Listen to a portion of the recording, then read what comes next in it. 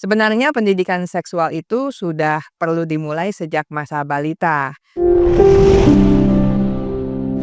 Tidak ada jawaban yang pasti mengenai usia yang tepat untuk memberikan pendidikan seksual kepada remaja, ya. Karena tiap anak remaja berkembang sesuai dengan ritmenya masing-masing. Sebenarnya pendidikan seksual itu sudah perlu dimulai sejak masa balita.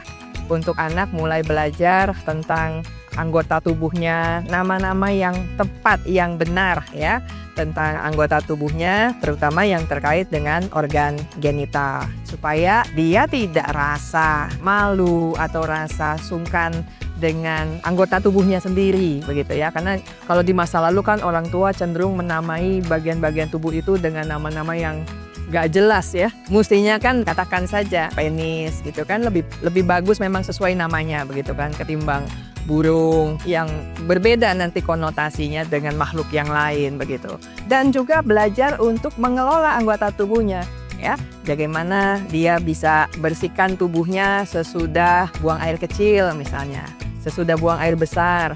Bagaimana membersihkan dengan tepat begitu ya. Karena anak laki dengan anak perempuan cara membersihkan anggota tubuhnya berbeda ya. Jadi dari kecil sebisanya sudah bisa diajak bicara, sudah selesai toilet training atau mungkin sambil toilet training bisa diajarkan untuk mulai mengenali anggota tubuh, membersihkan anggota tubuhnya dengan benar. Nah, yang berikutnya juga sebenarnya bagian dari pendidikan seks juga untuk mengajarkan batasan. Bagian mana dari anggota tubuhmu yang boleh disentuh orang, yang mana yang tidak gitu ya. Jadi kita mulai juga mengajarkan body map ya. Ini daerah yang tidak boleh disentuh oleh siapapun. Misalnya ada orang yang menyentuh bagian tubuhmu, kamu harus beritahu mama gitu ya. Kamu harus beritahu papa gitu ya.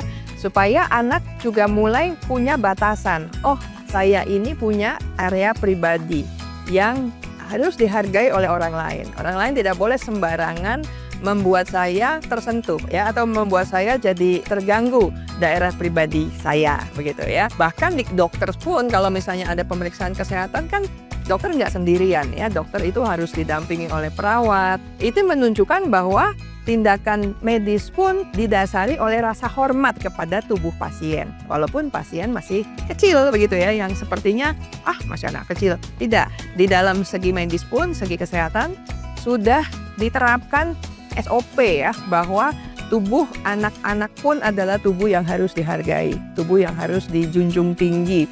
Makanya dari segi medis ada perlindungan kepada tubuh pasiennya begitu ya.